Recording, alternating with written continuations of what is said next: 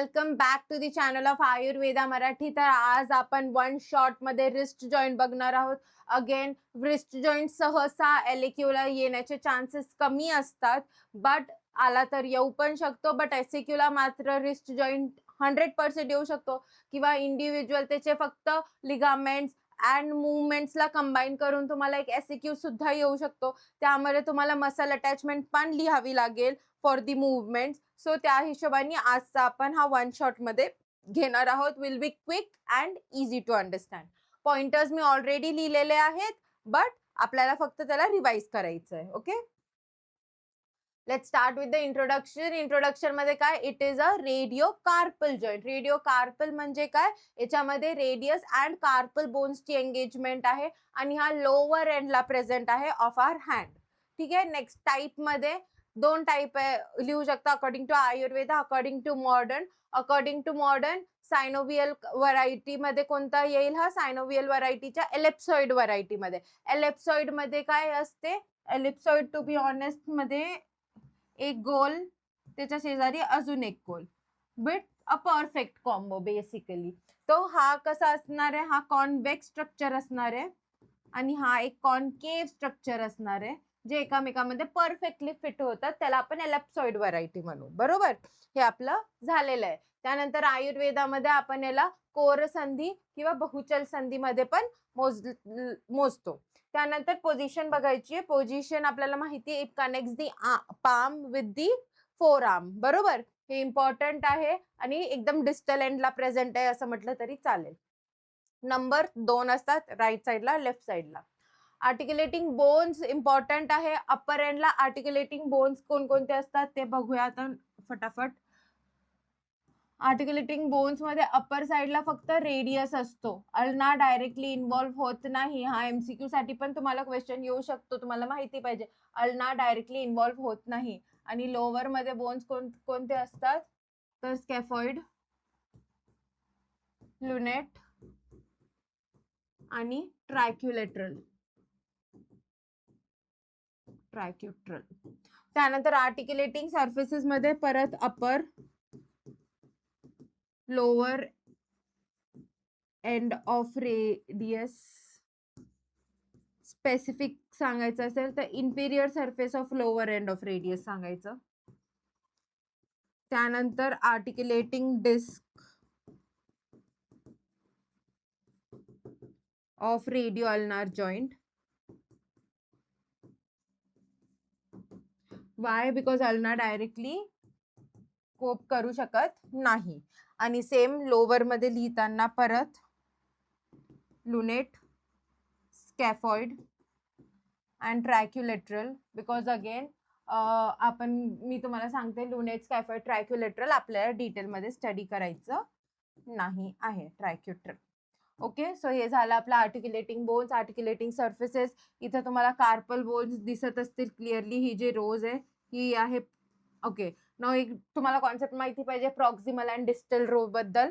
So त्यासाठी मी तुम्हाला परत एकदा एक्सप्लेन करणार आहे.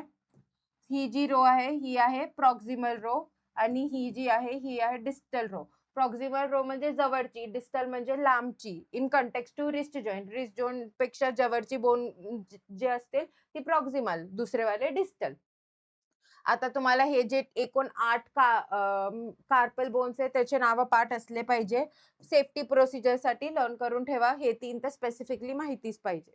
त्यानंतर लिगामेंट्स बघायचे. Ligaments is again 6 type of ligament आहे. एक एक लिगामेंट आपण इन डिटेल मध्ये बघून घेऊया. फर्स्ट आहे आपली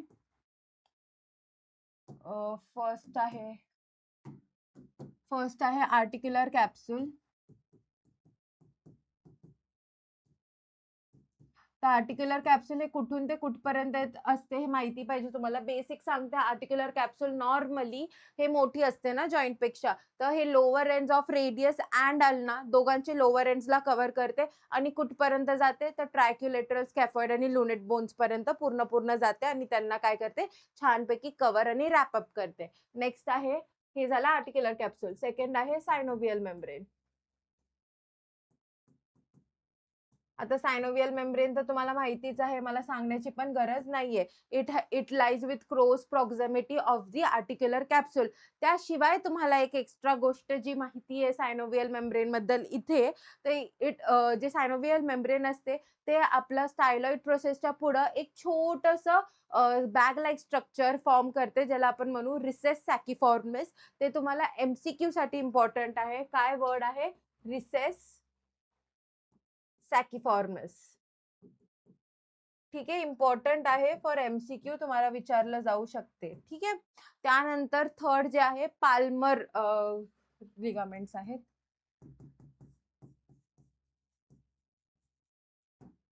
पाल्मर कार्पल लिगामेंट. याच्यामध्ये आपल्याला दोन पार्ट आहे, radio carpal and ulno carpal. त्यांच्या नावातच दिलेले आहेत, रेडियस अँड अल्ना पासून ते स्टार्ट होत आहेत. सो फर्स्ट आपण पाल्मर रेडिओ कार्पल बघूया. तो ब्रॉड शेप्ड आहे. आता याच्यासाठी तुम्ही हा डायग्राम बघायचा आहे, वरचा डायग्राम. त्याच्यामध्ये जो रेड कलर मध्ये दिसत आहे तो तुम्हाला क्लिअरली दिसत असेल, बट आपण डिफरेंशिएट करण्यासाठी कलरच्या पेन्सनी कव्हर करू. फर्स्ट आहे पाल्मर रेडिओ कार्पल लिगामेंट. हा पूर्ण पाल्मर रेडिओ कार्पल लिगामेंट आहे. हा बघा पूर्ण कव्हर करतोय.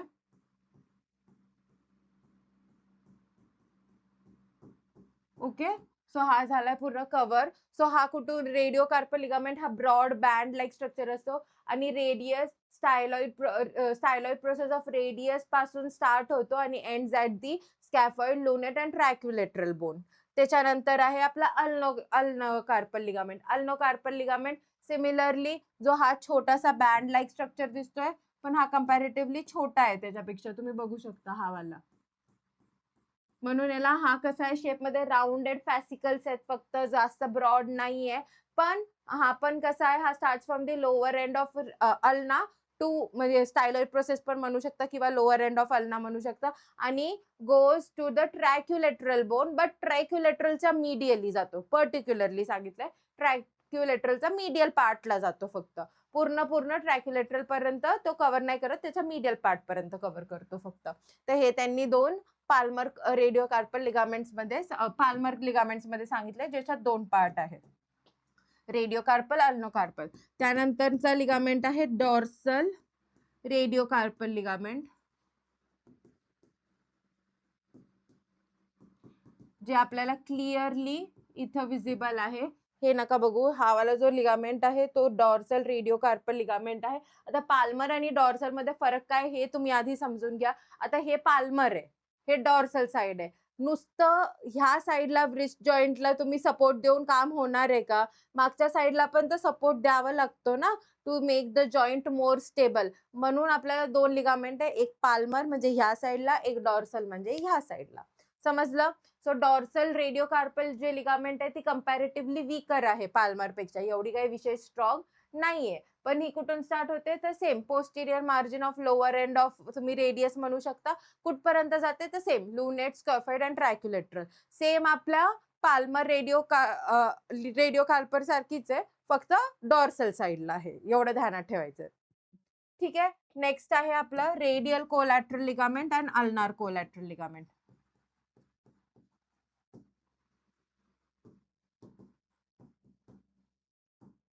सेम लिगामेंट्स आपण कशात पण बघितलेले आहेत, एल्बो जॉईंट मध्ये पण बघितलेले आहेत. So you should not get confuse. दोघांमध्ये सेम लिगामेंट्स का आहेत, तर फक्त याच्यामुळं कारण दोघांमध्ये सेम दोन बोन्स इन्व्हॉल्व्ह होत आहेत. तो एकुलता एक कारण आहे त्यांचं लिगामेंट सेम असण्याचा. ठीक आहे. सो रेडियल कोलॅटरल लिगामेंट कुठून स्टार्ट होणार, styloid process of radius to lateral side of स्कॅफॉइड.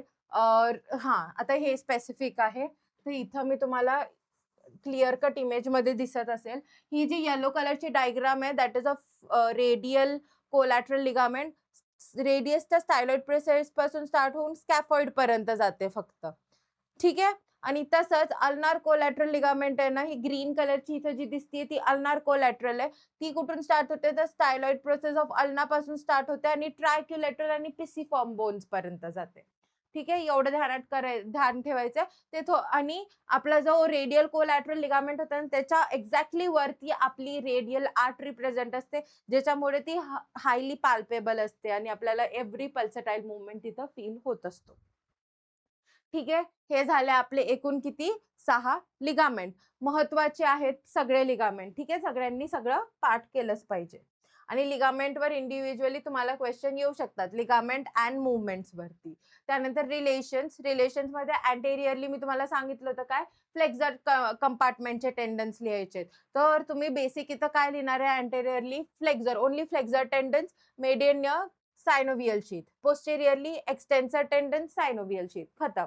अँटेरियरली flexure टेंडन, पोस्टेरियरली एक्सटेन्सर टेंडन. आता फ्लेक्झर टेंडन, एक्सटेन्सर टेंडन्स वगैरे काय आहे ते मूवमेंटच्या वेळेस मी तुम्हाला एक्सप्लेन करते. त्यानंतर लॅटरली एकच आहे आपल्याला रेडियल आर्टरी, महत्वाची आहे ती माहिती असली पाहिजे. त्यानंतर आहे ब्लड सप्लाय. आता ब्लड सप्लाय मध्ये तुम्ही काय लिहिणार आहे, anterior and posterior carpal arches. Carpal arches म्हणजे काय, इथं फर्दर आर्टरी जी आहे ती डिवाइड होत गेली आणि प्रत्येक कार्पलसाठी डिफरंट आर्टरी बनली असणार आहे, पण ते सगळे मिळून आपल्या व्रिस्ट जॉईंटला सप्लाय करतात, म्हणून तुम्ही इथं कार्पल आर्चेस लिहू शकता. ठीक आहे. त्यानंतर नर्व सप्लाय, एक इंटरओशियस नर्व म्हणून आहे, अँटेरियर पोस्टेरियर इंटरओशियस नर्व, ती सप्लाय करते. ज्यांना कोणाला इंटरओशियस नर्व आठवत नसेल त्यांच्यासाठी एक थोडंसं डिस्क्लेमर देते मी. तुम्हाला जर आठवत असेल तर आपण रेडियस आणि अल्नामध्ये इंटरओशियस मेम्ब्रेनचा संबंध बघितला होता. त्याच्याच मोडं अल्नाची लॅटरल बॉर्डर, रेडियसची मीडियल बॉर्डर ही एक्स्ट्रीमली शार्प होती आणि त्याला इंटरओशियस मेम्ब्रेन कनेक्टेड असल्यामुळे त्यांना नाव होतं इंटरओशियस बॉर्डर म्हणून. पण कळलं, तर तिथूनच त्या इंटरओशियस मेम्ब्रेनच्या वरच ही नर्व पास होते, म्हणून त्याला नाव आहे इंटरओशियस नर्व. तर ती इंटरओशियस नर्व आहे, ती इथं नर्व सप्लाय करते. ठीक आहे. त्यानंतर मूव्हमेंट. आता मूव्हमेंटमध्ये युजली आपल्याला 5 मूव्हमेंट लिहायचे आहेत. कोणते ते 5 मूव्हमेंट ते मी सांगते तुम्हाला. सो फर्स्ट मूव्हमेंट जी आहे ती आहे आपली फ्लेक्शन मूव्हमेंट. आता पहिली गोष्ट लक्षात ठेवायची की रिस्ट जॉईंट जी आहे त्याचे मूव्हमेंट्स खूप लिमिटेड आहे. तर मूव्हमेंट्स लिमिटेड का आहे, कारण पहिली गोष्ट तर 2 रो आहे कार्पल बोनचे. सेकंडली लेंथ जी आहे अल्नाच्या स्टायलॉइड प्रोसेसची कंपॅरेटिव्हली शॉर्टर आहे दॅन टू रेडियस. त्याच्यामुळं काय होऊन जातं की आता सिंपलशी गोष्ट आहे ना, जर 2 इथं आपण एक एक्झाम्पल ठेवू. ओके. जर हे एका हे वर खाली असले तर मूव्हमेंट करताना याला अडथळा येईल ना, पण जर हेच दोघं इक्वल असले तर मूव्हमेंट किती इझिली होऊ शकते. तर सिमिलरली तसं आपलं रेडियस आणि अल्नामध्ये पण होते.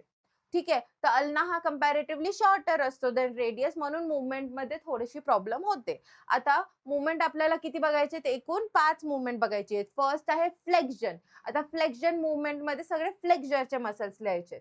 आता मी फास्टमध्ये सांगतो तुम्हाला, आणि ही ट्रिक नाहीये, हा लॉजिक आहे. तर लॉजिकच्या हिशोबानेच करायचं. तर फर्स्ट आहे आपली मूव्हमेंट फ्लेक्शन. तर फ्लेक्शन मध्ये सगळे फ्लेक्झरचे मसल्स लिहायचे. कोणकोणते, फ्लेक्झर कार्पी रेडियालिस,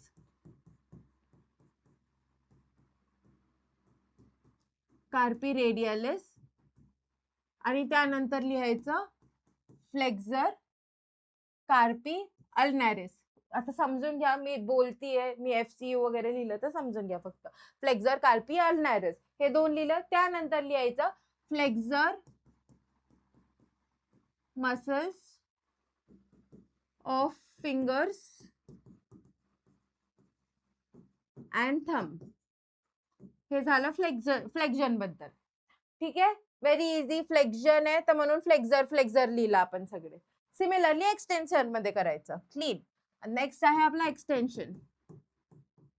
एक्सटेन्शन आहे तर सगळे एक्सटेन्सर करायचे. एक्सटेन्सर कार्पी रेडियलिस, याच्यात 2 पार्ट पडतात, एक लॉंगस एक ब्रेविस. ठीक आहे, ते लिहू शकता तुम्ही. त्याच्यानंतर एक्सटेन्सर कार्पी अल्नारिस, परत extensors of fingers and thumb, same line लिहून टाकायची. याच्यात फक्त लॉंगस ब्रेविस असल्यामुळे ते ऍड झालेलं आहे, बाकी काही नाही. समजलं. फ्लेक्शनला फ्लेक्झरचे मसल, एक्सटेन्शनला एक्सटेन्सरचे मसल, रेडियस आणि अल्नाचेच. नेक्स्ट आहे अबडक्शन आणि अडक्शन. पहिले घेऊया आपण पहिले घेऊया आपण अबडक्शन. आता मला सांगा, हे तुमचा हँड आहे. आता अबडक्शन आणि अडक्शन कसं करणार तुम्ही? बेसिक आहे. अबडक्शन मध्ये कोणते मसल्स इन्व्हॉल्व होतात? रेडियसचे मसल्स इन्व्हॉल्व होतात. अबडक्शन ना लांब न्यायचंय. I am trying to move it away ना. रेडियस इन्व्हॉल्व होतं. ह्या साइडचा माझा इन्व्हॉल्व होतं. इथे कोण असतं? रेडियस असते. बरोबर? सो रेडियसचे मसल्स कोणकोणते बघितले आतापर्यंत आपण? पहिले एक्सटेन्सर, कार्पी, रेडियलिस लॉंगस, एक्सटेन्सर, कार्पी, रेडियलिस ब्रेविस आणि मग काय बघितलं आपण? Flexure, कार्पी, radialis. सगळे रेडियसचे मसल्स लिहायचे अबडक्शनच्या वेळेस. Same opposite अडक्शनसाठी. अडक्शनसाठी सगळे कोणाचे मसल्स लिहायचे? अल्नाचे. याच्यासाठी कोणाचे लिहिले? रेडियसचे. याच्यासाठी कोणाचे लिहायचे? अल्नाचे. कोणते दोन होते? Flexure, कार्पी, अल्नारिस, एक्सटेन्सर, carpi, अल्नारिस. सिंपल. कोणती मसल इन्व्हॉल्ड आहे, किती इझिली आपण लर्न केलं ह्या व्हिडिओमध्ये. जास्त डोकं नाही लावलं, काय नाही लावलं, व्हेरी इझिली आपण लर्न केलेलं आहे. त्यानंतर एक मुवमेंट असते सरकमडक्शन. सरकमडक्शन म्हणजे मूव्ह पूर्ण गोल. तर त्याच्यात हे सगळे मसल्स लिहिले तरी चालेल. आता दोन इम्पॉर्टंट हायलाइटेड पॉइंट्स आहे जे तुम्हाला पाठ करायचे आहे. Angle of flexion is greater than angle of extension. Very easily मी तुम्हाला एक्सप्लेन करणार आहे. हे माझं सिंपल घेऊया आपण. हे माझं काय आहे? एक्सटेन्शन आहे. व्रिस्ट जॉईंट कडे लक्ष द्या. हे एक्सटेन्शन आहे. ठीक आहे. कम्प्लीट एक्सटेन्शन नाहीये, फक्त एक्सटेंडेड हँड आहे. हे मी फुल एक्सटेंड करते. कितपर्यंत झालं? फक्त एवढीशी डिग्री. फक्त एवढीशी डिग्री. आता फ्लेक्शन बघा. So angle of flexion is greater than angle of extension. हे समजलं? Second, angle of adduction is greater than angle of abduction. हे माझा हँड आहे. अबडक्शन म्हणजे अवे. मी कितपर्यंत अवे नेऊ शकते बघा. एवढंसं अँगल, फक्त थोडंसंच. आणि आता अडक्शन बघा. समजलं? Angle of adduction is greater than angle of adduction. Y I told you this? Because हा MCQ ला येतो. हे हायलाइट करून लिहून ठेवा आपल्या बुकच्या टॉप वरती, बिकॉज MCQ ला येण्याचे चान्सेस असतात. ठीक आहे. नेक्स्ट आहे क्लिनिकल अॅनाटॉमी बघायची आपल्याला. रुमेटॉइड आर्थरायटिस होऊन जाते, which is an autoimmune disorder. त्याला आपण काहीच करू शकत नाही. आपल्याला फक्त ट्रीटमेंट देऊन त्याला पेन वगैरे कमी करता येईल. ॲज सच त्याला थांबवण्यासाठी काही नाहीये. त्यानंतर आयुर्वेदामध्ये देऊ शकता तुम्ही, मॉडर्न मध्ये ॲज सच नाहीये. त्यानंतर रिस्ट गँग्लियन और सिस्ट सिस्ट असते. रिस्ट गँग्लियन अँड सिस्टचा इथं डायग्राम आहे. This is the wrist ganglion and cyst. हे युजली सॅकिफॉर्मिस मध्ये होतं. नाही झालं तर नॉर्मली पण होऊ शकते, गरजेचं नाहीये. त्यानंतर सबलुकेशन म्हणजे एवढं आपले जे कार्पल बोन्स असतात त्यांचा डिस्लोकेशन असतो. आता ते रोज मध्ये अरेंज्ड आहे. एखाद्याचा डिस्लोकेट झाला आणि कुठं पण चालला गेला, देर इज दिस एक्सक्रुशिएटिंग पेन जे आपण सहन पण करू शकत नाही. त्याला आपण म्हणू सबलुकेशन. त्यानंतर ऍस्पिरेशन ऑफ रिस्ट जॉईंट म्हणजे रिमूव्हल ऑफ व्हॉट एव्हर जे फ्लुइड वगैरे अक्युमुलेट झालं असेल त्याला आपण ऍस्पिरेट करू शकतो रिस्ट जॉईंट मधून. बस एवढंच आपलं महत्वाचं होतं जे मी तुम्हाला सांगितलेलं आहे. परत सांगते, SAQ and MCQ and LAQ चे चान्सेस कमी आहे, बट SAQ MCQ इम्पॉर्टंट आहे. सो आय होप तुम्हाला समजलं असेल. For more such videos please do follow us on Instagram and YouTube. Links तुम्हाला डिस्क्रिप्शन बॉक्समध्ये भेटून जाईल. And all the very best for exam. Have a nice day.